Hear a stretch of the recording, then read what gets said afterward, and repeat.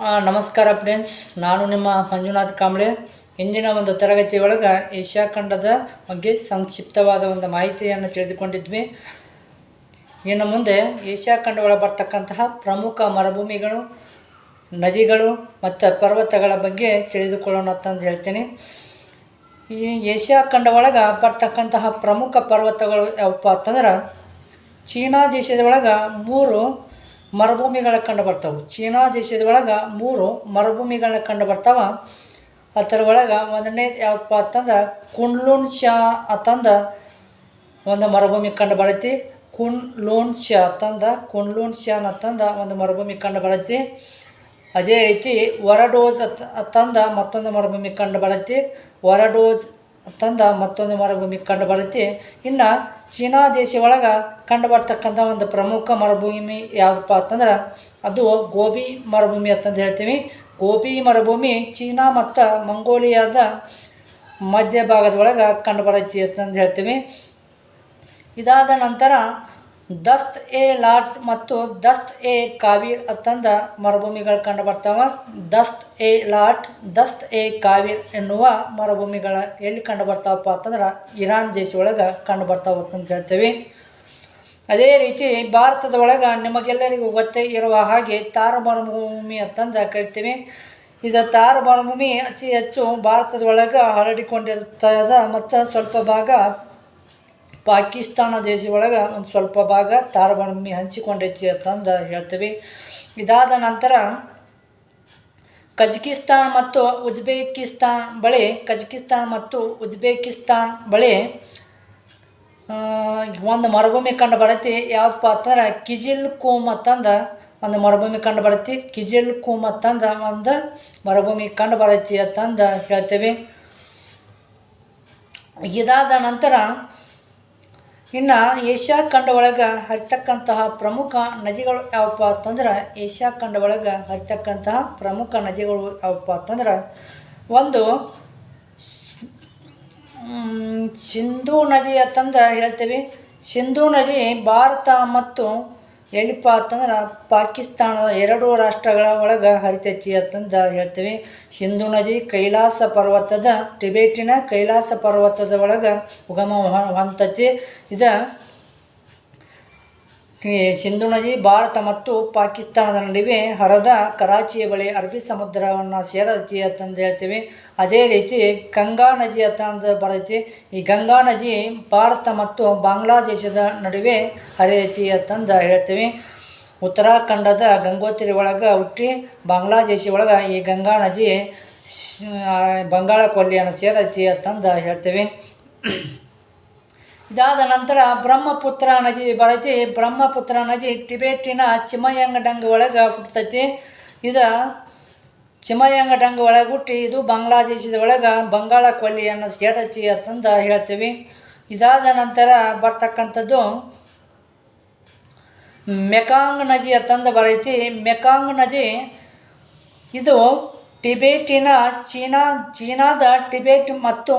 ಚೀನಾದ Tibet, Laos, Thailand, Cambodia, Myanmar ರಾಷ್ಟ್ರ ಒಳಗೆ ಹರಿಯೈತಿ ಅಂತಂದು ಹೇಳ್ತೀವಿ. ಮೆಕಾಂಗ್ ನದಿ ಚೀನಾದ ಟಿಬೇಟ್, ಕಾಂಬೋಡಿಯಾ, ಥೈಲ್ಯಾಂಡ್, ಲಾವೋಸ್ ಮತ್ತು ಮಯನ್ಮಾರ್ ರಾಷ್ಟ್ರ ಒಳಗೆ ಹರಿತಕ್ಕಂಥ ನದಿ ಯಾವುದಪ್ಪ ಅಂತಂದ್ರೆ ಮೆಕಾಂಗ್ ನದಿ ಅಂತಂದು ಕರಿತೀವಿ. ಇನ್ನು ರಷ್ಯಾ, ಚೀನಾ ಮತ್ತು ಮಂಗೋಲಿಯಾ ದೇಶದ ಒಳಗೆ ಹರಿತಕ್ಕಂಥ ನದಿ ಯಾವುದಪ್ಪ ಅಂತಂದ್ರೆ ಅಮೂರ್ ನದಿ ಅಂತಂದು ಕರಿತೀವಿ.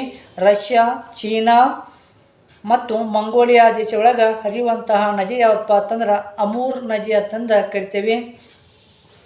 ಇದಾದ ನಂತರ ಪಾಕಿಸ್ತಾನ್, ಉಜ್ಬೇಕಿಸ್ತಾನ್, ತಜಿಕಿಸ್ತಾನ್ ಮತ್ತು ತಜಿಕಿಸ್ತಾನ್ ಮತ್ತು ಉಜ್ಬೇಕಿಸ್ತಾನ್ ಈ 4 ರಾಷ್ಟ್ರ ಒಳಗೆ ಹರಿತಕ್ಕಂಥ ನದಿ ಯಾವುದಪ್ಪ ಅಂತಂದ್ರೆ ಅದು ಅಮುದಾರ್ಯ ನದಿ ಅಂತಂದು ಕರಿತೀವಿ. ಅಮುದಾರ್ಯ ನದಿ ಎಲ್ಲಿ ಹರಿಯೈತಿ? ಪಾಕಿಸ್ತಾನ್, ಉಜ್ಬೇಕಿಸ್ತಾನ್, ತಜಿಕಿಸ್ತಾನ್, ತುರ್ಕ್ಮೆನಿಸ್ತಾನ್ ರಾಷ್ಟ್ರ ಒಳಗೆ ಹರಿಯೈತಿ ಅಂತಂದು ಹೇಳ್ತೀವಿ. ಅದೇ ರೀತಿ ಅಫ್ಘಾನಿಸ್ತಾನದ ಒಳಗೆ ಹೆಲ್ಮಂಡ್ ನದಿ ಹರಿಯೈತಿ ಅಂತಂದು ಹೇಳ್ತೀವಿ. ಅಫ್ಘಾನಿಸ್ತಾನದ ಒಳಗೆ ಒಂದು ನದಿ ಹರಿಯೈತಿ. ಯಾವುದಪ್ಪ ಅಂತಂದ್ರೆ ಹೆಲ್ಮಂಡ್ ಅಂತಂದು ಕರಿತೀವಿ. ಅದೇ ರೀತಿ ಥೈಲ್ಯಾಂಡ್ ಒಳಗೆ ಒಂದು ನದಿ ಹರಿಯೈತಿ, ಯಾವುದಪ್ಪ ಅಂತಂದ್ರೆ ಚಾವೋ ಪ್ರಾಯ್ ಅಂತಂದ ಕರಿತೇವೆ. ಥೈಲ್ಯಾಂಡ್ ಒಳಗೆ ಚಾವೋ ಪ್ರಾಯ್ ನದಿ ಹರಿಯೈತಿ ಅಂತಂದ ಹೇಳ್ತೇವೆ. ಇದಾದ ನಂತರ ಶ್ರೀಲಂಕಾ ಒಳಗೆ ಮಹಾವೇಲಿ ಗಂಗಾ ನದಿ ಹರಿಯುತ್ತದೆ ಅಂತಂದು ಹೇಳ್ತೇವೆ. ಶ್ರೀಲಂಕಾ ದೇಶದ ಒಳಗೆ ಮಹಾವೇಲಿ ಗಂಗಾ ನದಿ ಹರಿಯುತ್ತದೆ ಅಂತಂದು ಹೇಳ್ತೇವೆ. ಚೀನಾ ದೇಶದ ಒಳಗೆ ಹುವಾಂಗ್ ಹೋ ನದಿ, ಯಾಂಗ್ಸ್ತೆ ನದಿ, ಜಿಜಿಯಾಂಗ್ ನದಿ ಹರಿಯುತ್ತದೆ ಅಂತಂದು ಹೇಳ್ತೀವಿ. ಚೀನಾದ ಕಣ್ಣೀರಿನ ನದಿ ಅಂತಂದ ಯಾವುದಕ್ಕೆ ಕರಿತೇವಪ್ಪ ಅಂತಂದ್ರೆ ಹುವಾಂಗ್ ಹೋ ನದಿಗೆ ಚೀನಾದ ಕಣ್ಣೀರಿನ ನದಿ ಅಂತಂದು ನಾವು ಕರಿತೇವೆ. ಇದಾದ ನಂತರ ರಷ್ಯಾ ದೇಶ ಒಳಗೆ ಹರಿಯುವಂತಹ ನದಿಗಳು ಯಾವಪ್ಪ ಅಂತಂದ್ರೆ ಇಂಡಿಗಿರ್ಕಾ, ಲೀನಾ, ಕೋಲಿಮಾ, ಅಂಗಾರ್ ಮತ್ತು ಮಾಸ್ಕೋವಾ ನದಿ ರಷ್ಯಾ ದೇಶ ಒಳಗೆ ಹರಿತಾವು ಅಂತಂದು ಹೇಳ್ತೀವಿ. ರಷ್ಯಾ ದೇಶ ಒಳಗೆ ಹರಿಯುವಂಥ ನದಿಗಳು ಯಾವ? ಇಂಡಿಗಿರ್ಕಾ, ಲೀನಾ, ಕೋಲಿಮಾ, ಅಂಗಾರ್ ಮತ್ತು ಮಾಸ್ಕೋವಾ ನದಿ ರಷ್ಯಾ ದೇಶ ಒಳಗೆ ಹರಿತಾವು ಅಂತಂದು ಹೇಳ್ತೀವಿ. ಇದಾದ ನಂತರ ಈ ಇರಾಕ್ ಮತ್ತು ಸಿರಿಯಾ ದೇಶದ ಒಳಗೆ ಯಾವ ನದಿ ಹರಿಯೈತಪ್ಪ ಅಂತಂದ್ರೆ ಯುಪ್ರಟಿಸ್ ನದಿ ಹರಿಯೈತಿ ಅಂತಂದು ಹೇಳ್ತೀವಿ. ಇರಾಕ್ ಮತ್ತು ಸಿರಿಯಾ ದೇಶದ ನಡುವೆ ಹರಿಯುವಂತಹ ನದಿ ಯಾವುದಪ್ಪ ಅಂತಂದ್ರೆ ಯುಪ್ರಟಿಸ್ ನದಿ ಅಂತಂದು ಕರಿತೇವೆ. ಇನ್ನು ಇರಾಕ್ ಮತ್ತು ಟರ್ಕಿ ದೇಶಗಳ ನಡುವೆ ಹರಿಯುವಂತಹ ನದಿ ಯಾವುದಪ್ಪ ಅಂತಂದ್ರೆ ಟೈಗ್ರಿಸ್ ನದಿ ಅಂತಂದು ಕರಿತೀವಿ. ಇರಾಕ್ ಮತ್ತು ಟೈಗ್ರಿಸ್ ನದಿ ಅಂತಂದು ಕರಿತೀವಿ. ಈ ಇರಾಕ್ ಮತ್ತು ಟರ್ಕಿಯ ನಡುವೆ ಇರಾಕ್ ಮತ್ತು ಟರ್ಕಿ ದೇಶ ಒಳಗೆ ಟೈಗ್ರಿಸ್ ನದಿ ಹರಿಯೈತೆ ಅಂತಂದು ಹೇಳ್ತೀವಿ. ಈ ಯುಪ್ರಟಿಸ್ ಮತ್ತು ಟೈಗ್ರಿಸ್ ನದಿಯ ತಳದ ಒಳಗೆ ಒಂದು ಯಾವುದಪ್ಪ ಅಂತಂದ್ರೆ ಒಂದು ನಾಗರಿಕತೆ ಕಂಡು ಬರೈತಿ ಅಂತಂದು ಹೇಳ್ತೀವಿ. ಇದಾದ ನಂತರ ಇನ್ನು ಏಷ್ಯಾ ಖಂಡ ಒಳಗೆ ಇರ್ತಕ್ಕಂತಹ ಪ್ರಮುಖವಾದ ಪರ್ವತಗಳು ಯಾವಪ್ಪ ಅಂತಂದ್ರೆ ಏಷ್ಯಾ ಖಂಡ ಒಳಗೆ ಬರ್ತಕ್ಕಂತಹ ಪ್ರಮುಖ ಪರ್ವತಗಳು ಯಾವುವು ಅಂತಂದ್ರೆ ಈ ಹಿಮಾಲಯ ಪರ್ವತಗಳು ಅಂತಂದು ಕರಿತೇವೆ. ಏಷ್ಯಾ ಖಂಡ ಒಳಗೆ ಬರ್ತಕ್ಕಂತಹ ಪ್ರಮುಖವಾದ ಪರ್ವತಗಳ ಒಳಗೆ ಹಿಮಾಲಯ ಪರ್ವತಗಳು ಬರ್ತವೆ. ಈ ಹಿಮಾಲಯ ಪರ್ವತಗಳು ಪಾಕಿಸ್ತಾನ, ಭಾರತ, ಚೀನಾ, ನೇಪಾಳ್, ಭೂತಾನ್, ಮಯನ್ಮಾರ್ 6 ರಾಷ್ಟ್ರಗಳ ಒಳಗೆ ಈ ಹಿಮಾಲಯ ಪರ್ವತಗಳು ಕಂಡು ಬರ್ತಾವೆ ಅಂತಂದು ಹೇಳ್ತೀವಿ.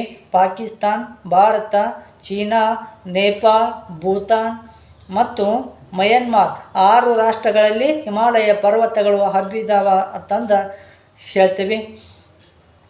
ಅದೇ ರೀತಿ ಪಾಕಿಸ್ತಾನದ ಒಳಗೆ ಸುಲೇಮಾನ್ ಮತ್ತು ಕಿರ್ತಾರ್ ಪರ್ವತಗಳು ಕಂಡು ಬರ್ತಾವು ಅಂತಂದು ಹೇಳ್ತೀವಿ.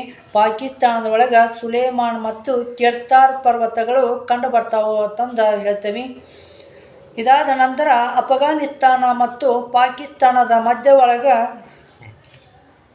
ಅಫ್ಘಾನಿಸ್ತಾನ ಮತ್ತು ಪಾಕಿಸ್ತಾನದ 2 ದೇಶಗಳ ನಡುವೆ ಕಂಡು ಬರ್ತಕ್ಕಂತಹ ಪರ್ವತಗಳು ಯಾವಪ್ಪ ಅಂತಂದ್ರೆ ಹಿಂದೂ ಕುಶ್ ಪರ್ವತಗಳು ಕಂಡು ಬರ್ತಾವು ಅಂತಂದು ಹೇಳ್ತೀವಿ. ಹಿಂದೂ ಕುಶ್ ಪರ್ವತಗಳು ಕಂಡು ಬರ್ತಾವು ಅಂತಂದು ಹೇಳ್ತೀವಿ. ಇದಾದ ನಂತರ ಚೀನಾ ದೇಶದೊಳಗೆ ಕಂಡು ಬರ್ತಕ್ಕಂತಹ ಪ್ರಮುಖ ಪರ್ವತಗಳು ಯಾವಪ್ಪ ಅಂತಂದ್ರೆ ಈ ಚೀನಾ ದೇಶದೊಳಗೆ ಕುನ್ಲುನ್ ಶಾ ಅಂತಂದು ಒಂದು ಪರ್ವತ ಕಂಡು ಬರೈತಿ ಅಂತಂದು ಹೇಳ್ತೀವಿ.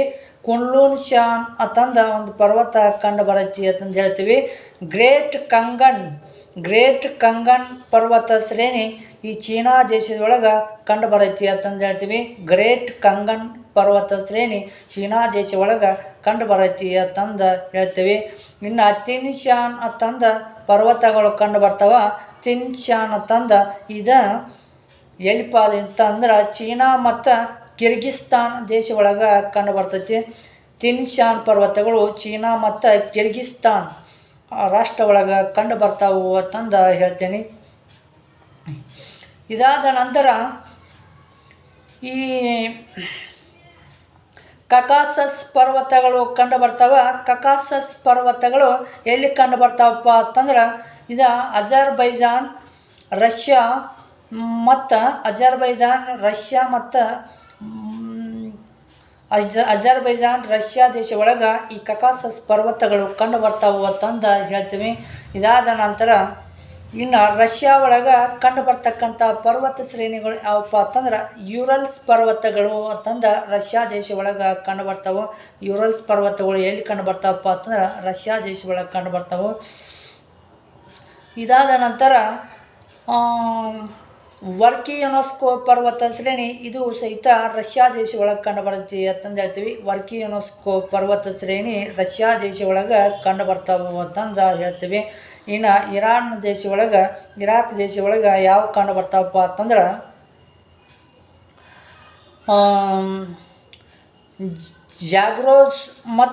ಜಾಗ್ರೋಸ್ ಅನ್ನುವ ಪರ್ವತ ಶ್ರೇಣಿಗಳು ಎಲ್ಲಿ ಕಂಡು ಬರ್ತಾವಪ್ಪ ಅಂತಂದ್ರೆ ಇರಾನ್ ದೇಶ ಒಳಗೆ ಕಂಡು ಬರ್ತಾವೆ ಅಂತಂದು ಹೇಳ್ತೀವಿ. ಇದಾದ ನಂತರ ಇನ್ನು ಮಯನ್ಮಾರ್ ದೇಶ ಒಳಗೆ ಅರ್ಕನಯೋಮ ಮತ್ತು ಪೆಗುಯೋಮ ಅಂತಂದು ಪರ್ವತ ಶ್ರೇಣಿಗಳು ಕಂಡು ಬರ್ತಾವೆ ಅಂತಂದು ಹೇಳ್ತೀವಿ. ಮಯನ್ಮಾರ್ ದೇಶ ಒಳಗೆ ಅರ್ಕನಯೋಮ ಮತ್ತು ಪೆಗುಯೋಮ ಪರ್ವತ ಶ್ರೇಣಿಗಳು ಕಂಡು ಬರ್ತಾವೆ ಅಂತಂದು ಹೇಳ್ತೀವಿ. ಇದಾದ ನಂತರ ಭಾರತ ದೇಶ ಒಳಗೆ ಕಂಡು ಬರ್ತಕ್ಕಂಥ ಪರ್ವತಗಳು ಯಾವಪ್ಪ ಅಂತಂದ್ರೆ ಅರಾವಳಿ ಪರ್ವತ ಶ್ರೇಣಿಗಳು ಕಂಡು ಬರ್ತಾವೆ, ಹಿಮಾಲಯ ಪರ್ವತ ಶ್ರೇಣಿಗಳು ಕಂಡು ಬರ್ತಾವೆ, ಮತ್ತು ಮೈಕಲ್ ಶ್ರೇಣಿಗಳ ಕಂಡು ಬರ್ತಾವೆ, ನೀಲಗಿರಿ ಬೆಟ್ಟಗಳು ಕಂಡು ಬರ್ತಾವೆ, ವಿಂಧ್ಯ ಮತ್ತು ಸಾತ್ಪುರ ಶ್ರೇಣಿಗಳ ಕಂಡು ಬರ್ತಾವೆ, ಪಶ್ಚಿಮ ಮತ್ತು ಪೂರ್ವ ಘಟ್ಟಗಳು ಕಂಡು ಬರ್ತಾವೆ, ಪೂರ್ವಾಂಚಲ ಘಟ್ಟಗಳು ಕಂಡು ಬರ್ತಾವೆ ಅಂತಂದು ಹೇಳ್ತೀವಿ. ಇದು ಏಷ್ಯಾ ಖಂಡದ ಒಳಗೆ ಕಂಡು ಬರ್ತಕ್ಕಂಥ ಪ್ರಮುಖ ಮರುಭೂಮಿಗಳು ಮತ್ತು ನದಿಗಳು ಮತ್ತು ಪರ್ವತ ಶ್ರೇಣಿಗಳ ಬಗ್ಗೆ ನಾವು ಸಂಕ್ಷಿಪ್ತವಾಗಿ ತಿಳಿದುಕೊಂಡಿದ್ದೀವಿ ಅಂತಂದು ಹೇಳಿ ನನ್ನ ತರಗತಿಯನ್ನು ಮುಗಿಸ್ತಾ ಇದ್ದೀನಿ. Thank you.